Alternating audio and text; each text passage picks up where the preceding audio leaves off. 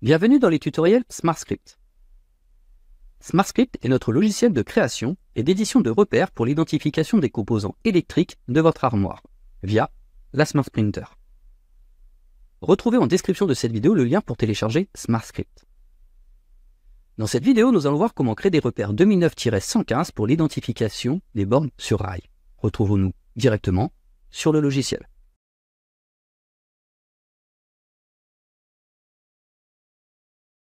Pour créer un nouveau projet, nous allons cliquer sur Menu, puis Nouveau projet. Ou alors, nous allons cliquer directement sur cette icône. La fenêtre Créer un nouveau projet s'ouvre. Nous allons pouvoir saisir la référence du matériel souhaité dans la zone Rechercher du matériel. Pour ce tutoriel, nous allons saisir la référence 2009-115. Les repères WMB Inline pour l'identification des bandes sur rail Vago. Si je souhaite placer cette référence en favori, je peux cliquer sur cette icône. Je retrouverai donc ici ma référence. Pour créer mon nouveau projet, je vais cliquer sur la référence 2009-115. Mon projet s'ouvre à l'écran. Je vais zoomer. Si je clique ici, je sélectionne mon repère. Si je clique ici, je sélectionne ma zone de texte. Je vais dans un premier temps sélectionner mon repère, et si je clique sur le bouton plus, je vais dupliquer mon repère. Je vais sélectionner de nouveau mon repère, faire un appui long sur le bouton plus, et ici je vais pouvoir régler le nombre de repères que je souhaite. Je vais mettre 5, et je vais cliquer sur OK. Mon repère a été dupliqué 5 fois. Je vais cliquer n'importe où pour désélectionner mon repère. Je vais sélectionner ma première zone de texte, et au clavier, saisir le texte que je souhaite. Nous pouvons voir que le texte saisi est à l'horizontale. Si je souhaite modifier l'orientation, je vais sélectionner ma zone de texte et dans l'onglet Home, je vais retrouver ici mes possibilités d'orientation. Je vais orienter mon repère à la verticale. Je vais sélectionner la zone de texte suivante. Je vais saisir mon texte. Mon texte est orienté à l'horizontale. L'astuce est la suivante. Je vais sélectionner l'ensemble de mes zones de texte et cliquer sur le bouton d'orientation verticale. Ainsi, toutes mes zones de texte auront la même orientation.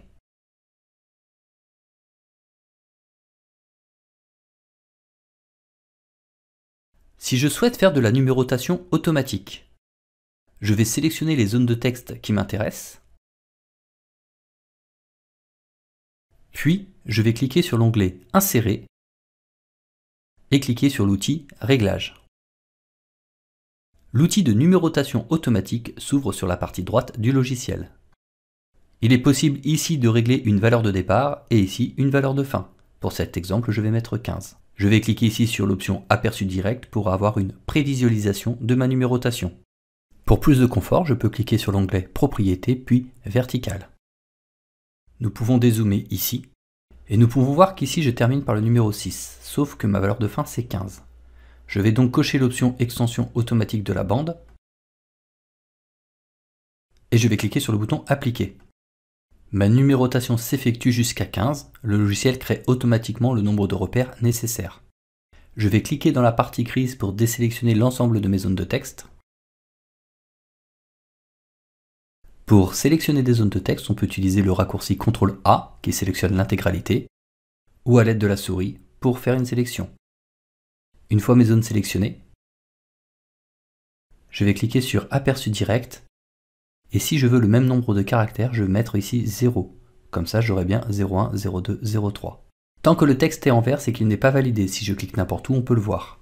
Je vais resélectionner mes zones et au fur et à mesure de la sélection, on peut voir l'aperçu direct. Je sélectionne l'intégralité de mes zones et une fois mes valeurs de départ et valeurs de fin bien réglées, je peux cliquer sur Appliquer et le texte passe en noir.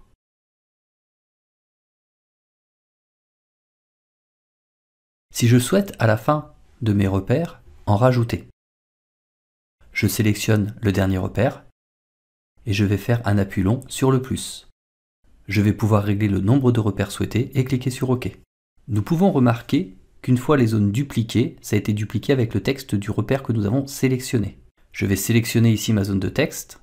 Je vois que ma numérotation est encore ouverte. Je vais fermer ma numérotation.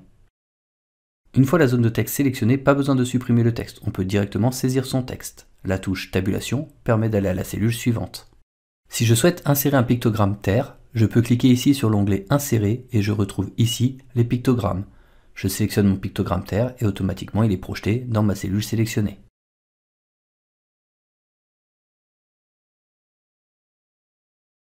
Pour sauvegarder un projet, nous allons cliquer sur Menu, puis Sauvegarder le projet. Nous pouvons cliquer aussi sur ce raccourci. Ce raccourci est accessible à partir de cette icône. Vous pouvez rajouter ici des favoris.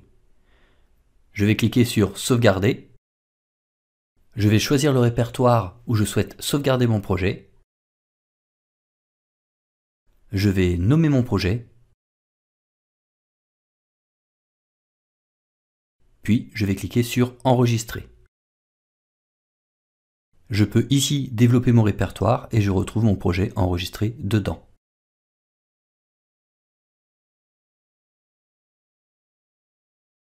Pour lancer une impression, je vais cliquer sur Menu, puis Imprimer, ou alors directement sur l'icône raccourci. Je vais cliquer sur le bouton Imprimer. Le logiciel recherche l'imprimante. Une fois l'imprimante trouvée, elle apparaît ici. Nous retrouvons ici une zone de réglage. Si on souhaite imprimer plusieurs fois notre bande de repères, nous pouvons sélectionner le nombre à imprimer ici. Et la bande de repères sera imprimée X fois. Je peux cliquer sur Sélection de l'impression et demander d'imprimer de la rangée 1 à 9 par exemple. Sinon, je peux cliquer sur Imprimer tout. Je vais cliquer sur le bouton Imprimer et le logiciel me propose de calibrer le consommable. Si c'est la première fois que vous mettez le consommable dans l'imprimante, le logiciel va vous demander de calibrer, ce qui va permettre à la cellule de se caler sur l'encoche. Cliquez sur Calibrer, l'imprimante fait une avance de quelques repères. Pour ce tutoriel, je vais cliquer sur Annuler, mais une fois la calibration effectuée, vous pouvez recliquer sur Imprimer pour lancer l'impression. Si lors de la première impression, le texte n'est pas centré, vous pouvez ici ajuster les paramètres d'impression. Cliquez sur cette icône pour plus d'informations. Le réglage au bas va régler le texte en vertical et le réglage droite-gauche en horizontal. Imprimez plusieurs repères et regardez toujours le dernier repère imprimé. Si vous cliquez sur le bouton Calibration, vous allez pouvoir vérifier la position de la cellule à respecter pour ce consommable. Si jamais la cellule n'est pas dans cette position, après l'avoir mis dans cette position, cliquez bien sur Calibrer pour relancer une calibration. Autre point important, sur ce consommable-là, il faut utiliser le rouleau d'entraînement 258-5007. Je vais cliquer sur Retour, puis je vais cliquer sur Annuler.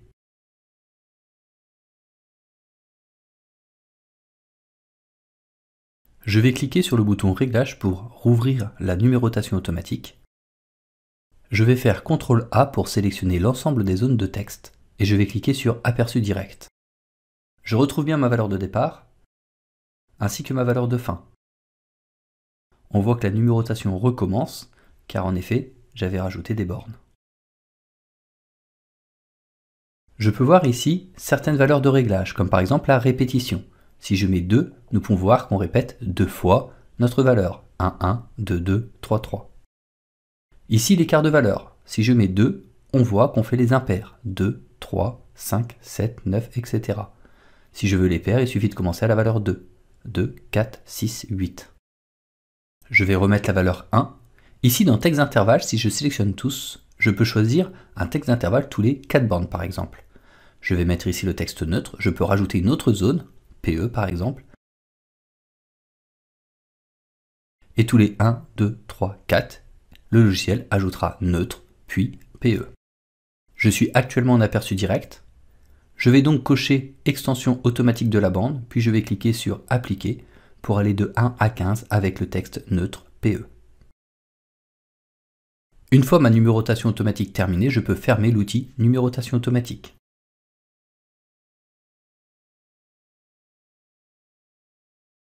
Si je souhaite remplacer les PE par le pictogramme terre, je vais sélectionner ma zone de texte PE. À l'aide de la touche CTRL, je vais faire une sélection multiple. Une fois les zones PE sélectionnées, je vais pouvoir, dans Insérer, cliquer sur le pictogramme souhaité et le pictogramme sera projeté.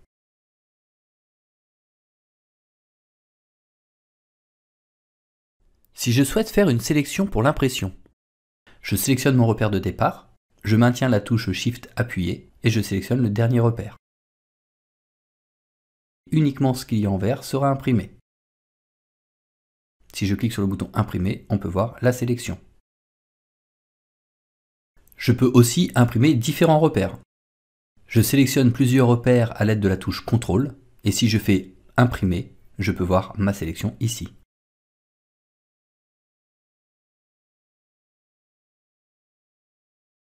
J'ai fait des modifications sur mon projet. Nous pouvons le voir ici matérialisé par une étoile. Si je clique ici pour fermer mon projet, le logiciel va me demander de sauvegarder les modifications.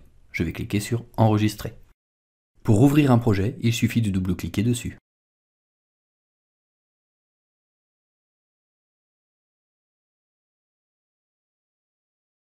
Je vais cliquer sur cette icône pour créer un nouveau projet. Je vais sélectionner ma référence. Il faut un seul repère à l'écran et que la zone de texte soit sélectionnée.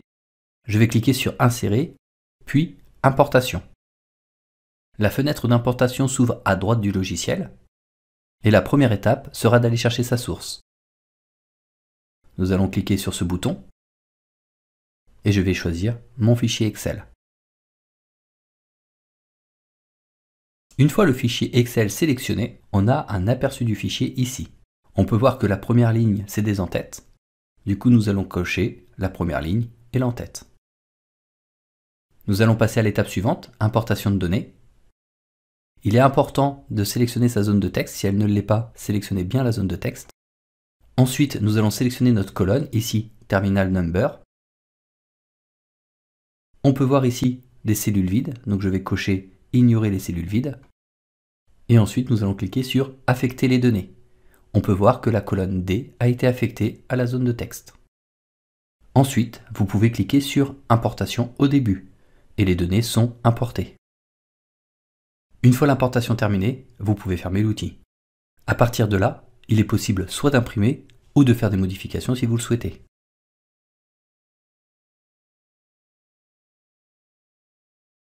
Je vais sélectionner l'intégralité de mes zones de texte avec CTRL A, puis je vais cliquer sur Home et je vais faire une rotation de mon texte. Je peux aussi cliquer sur Propriétés de projet pour modifier le sens de mes repères. Je peux aussi changer la taille de la police.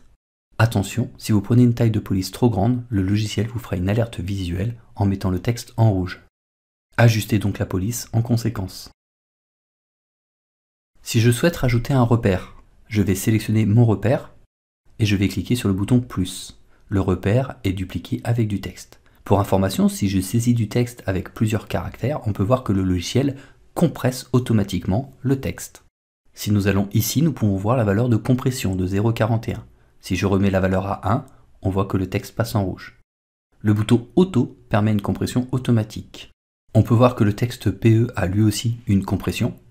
Si je souhaite retirer une compression, je peux faire CTRL A et forcer ici la valeur à 1. Je modifie la valeur, on voit qu'ici c'est pris en compte, et nous pouvons voir que test passe en rouge. Si je souhaite supprimer un repère, je le sélectionne et j'appuie sur la touche supprimer du clavier. Si je souhaite remplacer tous les PE par le pictogramme terre, je vais sélectionner la zone de texte PE et à l'aide de la touche CTRL, je vais faire une sélection multiple. Je vais ainsi sélectionner toutes mes zones de texte PE et une fois qu'elles sont sélectionnées, dans l'onglet Insérer, je vais retrouver les pictogrammes, sélectionner le pictogramme qui m'intéresse et ainsi remplacer PE par le pictogramme terre.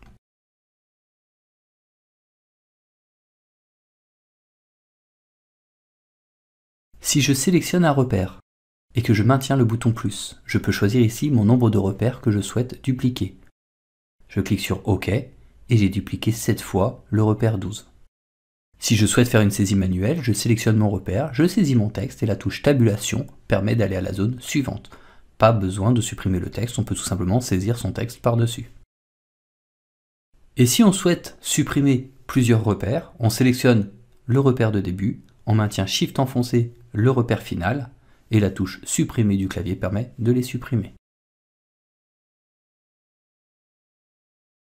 Vous retrouvez ici vos projets par onglet. Il est possible donc de naviguer entre différents projets. Je vais cliquer sur la croix et cliquer sur « Ne pas enregistrer ». Si lors de l'utilisation du logiciel vous avez des questions, cliquez sur l'onglet « Aide », puis le bouton « Contact » et vous retrouverez ici l'adresse mail du support.